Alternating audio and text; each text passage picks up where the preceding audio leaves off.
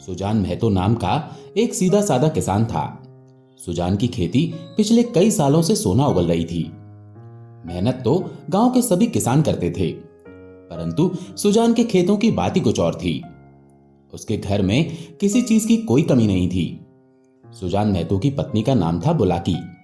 उसके दो पुत्र थे, एक का नाम था भोला और दूसरे का नाम था शंकर। खेतीबाड़ी के काम में सुजान महतो की अच्छी कमाई हो जाती थी। सीधे साधे किसान के हाथ में धन आते ही वो धर्म और कीर्ति की ओर झुकने लगा। साधु संतों का खूब आदर सत्कार होने लगा। कई सरकारी अफसर और हाकिम भी सुजान महतो की चौपाल पर आते थे। सुजान मारे खुशी के फूला न समाता था। कोई साधु महात्मा आते तो सत्संग होने लगता। सुजान की विनम्रता ऐसी थी कि सबके सामने वो सिर झुकाए खड़ा रहता। कहीं लोग ये न कह दें कि धन पाकर इसे घमंड हो गया है। सुजान ने अपने खेतों के लिए पक्का कुआं बनवा लिया। जो काम गांव में किसी ने न किया था वो सुजान ने कर दिखाया।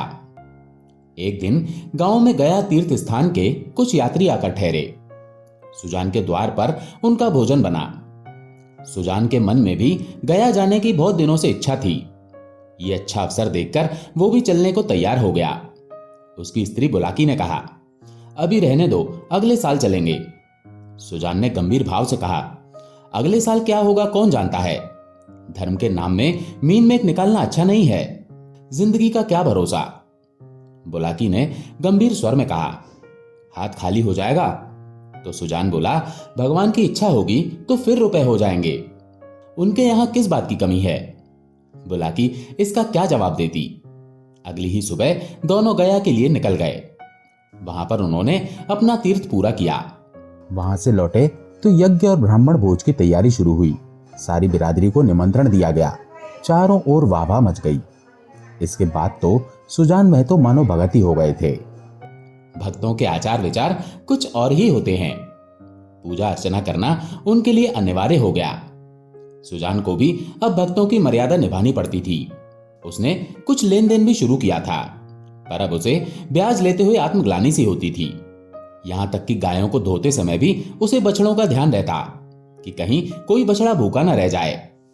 अब वो झूठ और प्रपंच से कोसों दूर था। पहले उसकी चेष्टा होती थी कि मजदूरों से जितना काम लिया जा सके लो और जितनी मजदूरी कम दी जा सके दो, पर अब उसे मजदूरों के काम में कम और मजदूरी की अधिक चिंता रहती थी। कहीं बेचारे मजदूर दुखी न हो जाएं। उसके दोनों जवान बेटे बात बात में उसको ताने कसने लगे।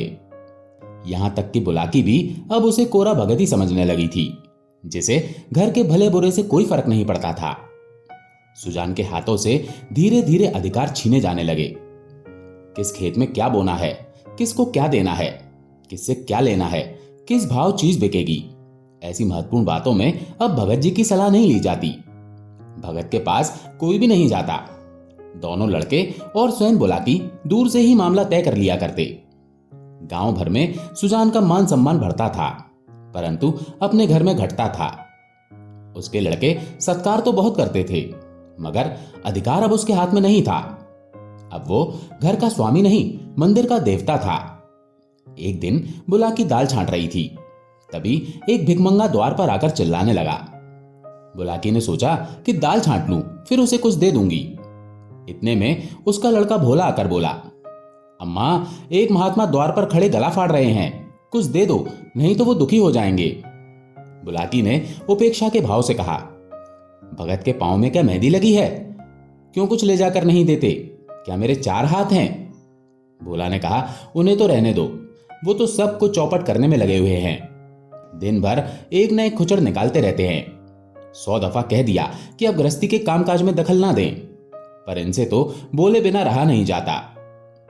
बुलाकी ने कहा, मैं जानती कि अगर इनका ये हाल होगा तो मैं इन्हें भगत बनने ही ना देती। भगत क्या हुए, दीन दुनिया दोनों से गए।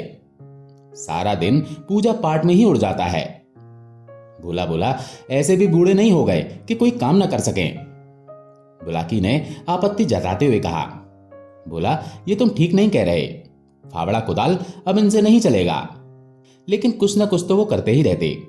बैलों को साना पानी देते, गाय धोते और जो भी कुछ हो सकता वो करते। भिक्षुक अभी तक खड़ा चिल्ला रहा था।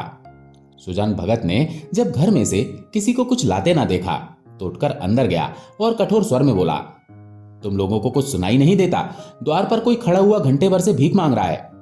अपना काम तो दिन भर करना ही है, एक क्षण के लिए भगवान का काम भी तो किया करो।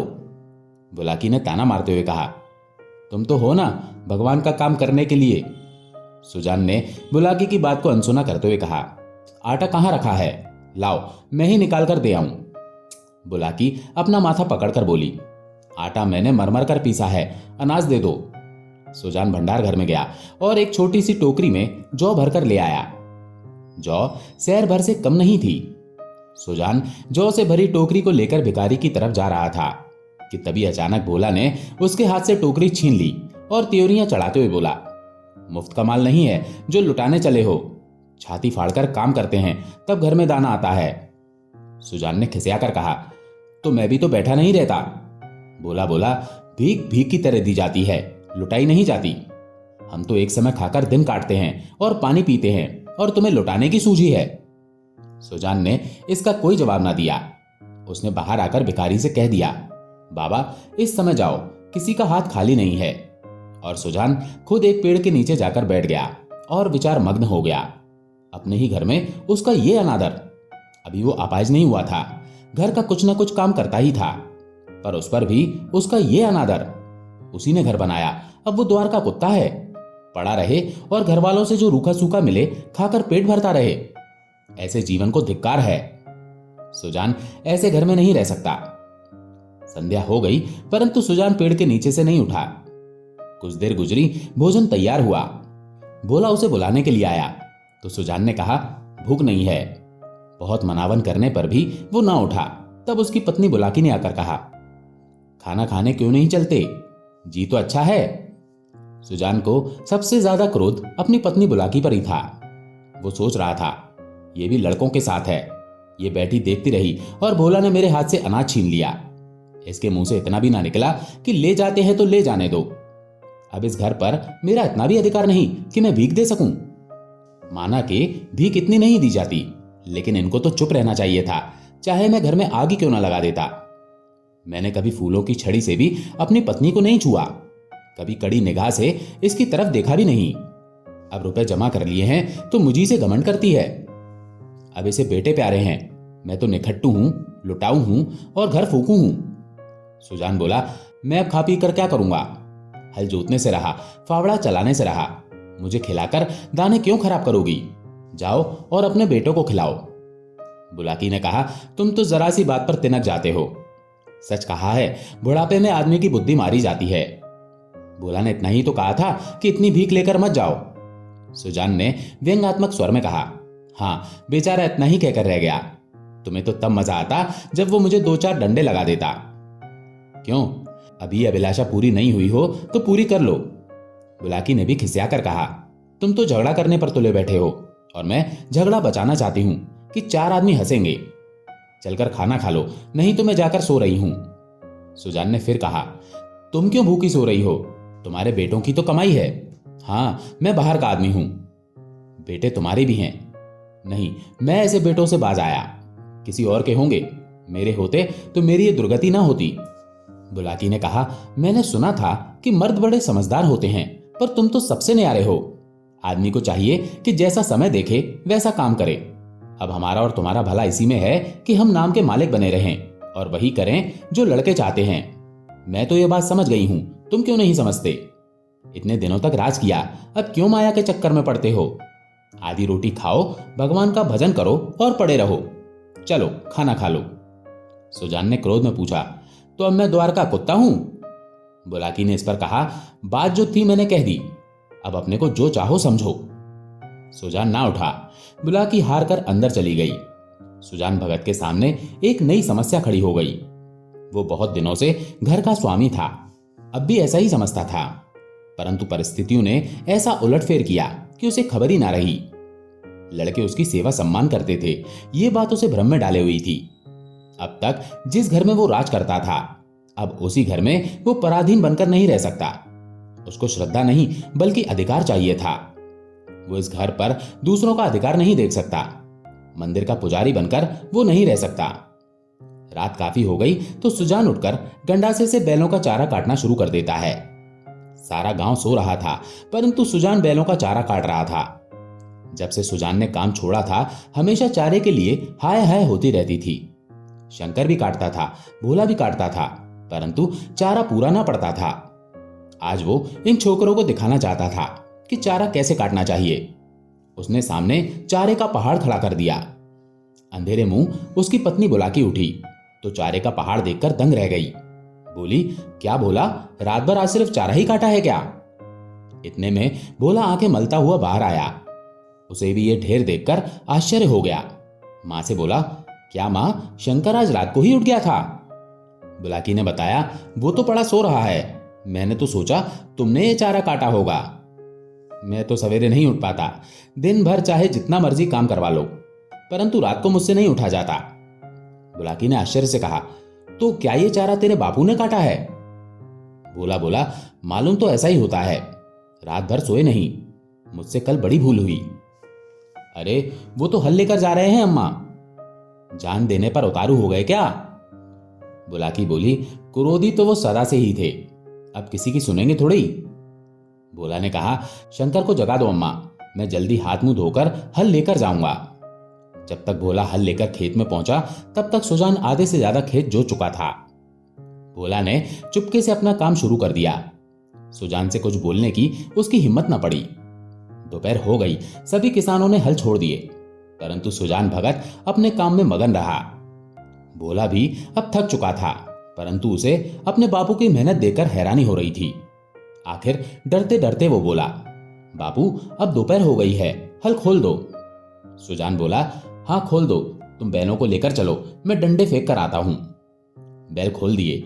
भोला बैलों को लेकर घर चला गया और सुजान डंडे फेंकने में लग गया।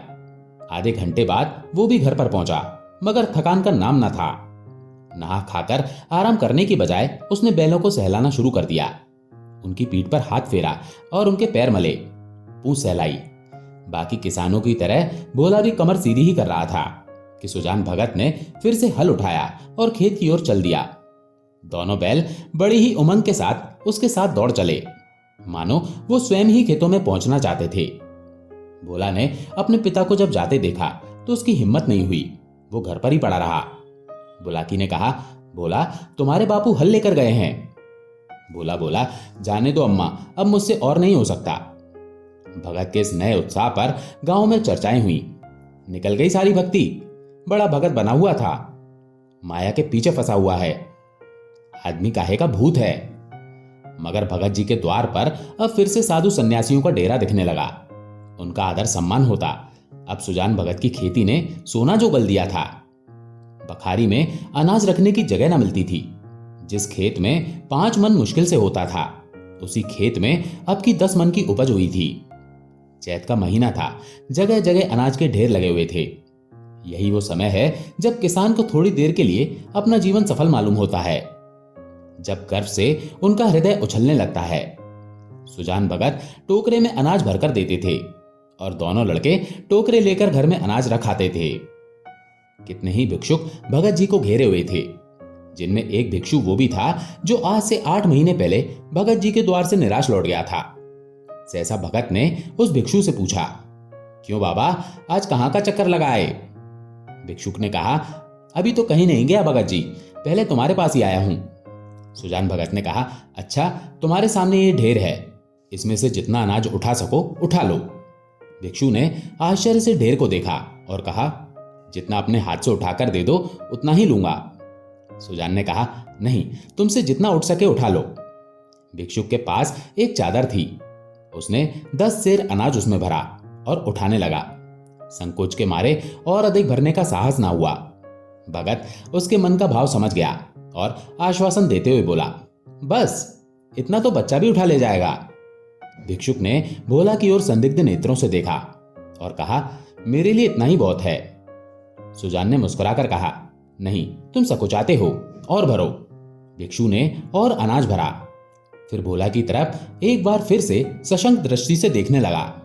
सुजान भगत ने फिर कहा, उसकी ओर क्या देखते हो बाबा जी, मैं जो कहता हूं वो करो, जितना तुमसे उठाया जा सकता है उठा लो।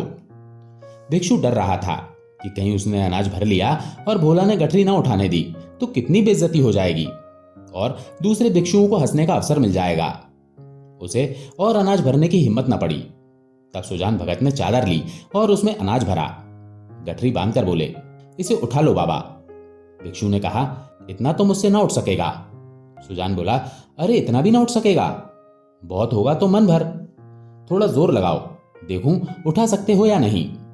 भिक्षु ने गठरी को उठाने की कोशिश की, पर वो भारी थी, जगह से हिली भी नहीं। वो बोला, भगत जी ये मुझसे ना उठ सकेगी। सुजान भगत ने पूछा, अच्छा बताओ किस गांव में रहते हो?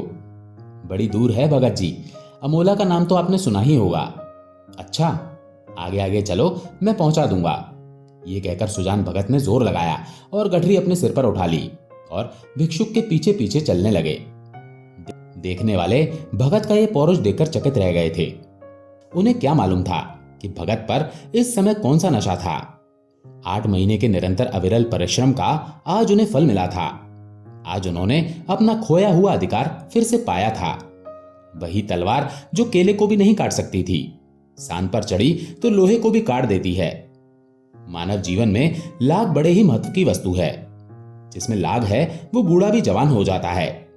जिसमें लाग नहीं है, गैरत नहीं है, वो जवान भी मृतक के समान है।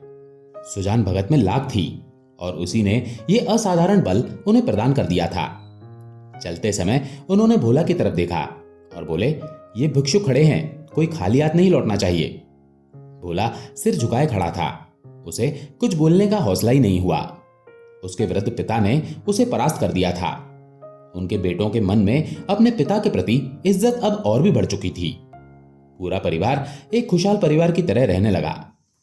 दोस्तों, आशा है ये कहानी आपको पसंद आई होगी। अगर पसंद आई हो तो वीडियो को लाइक करके चैनल को सब्सक्राइब जरूर कर लें। धन्यवाद।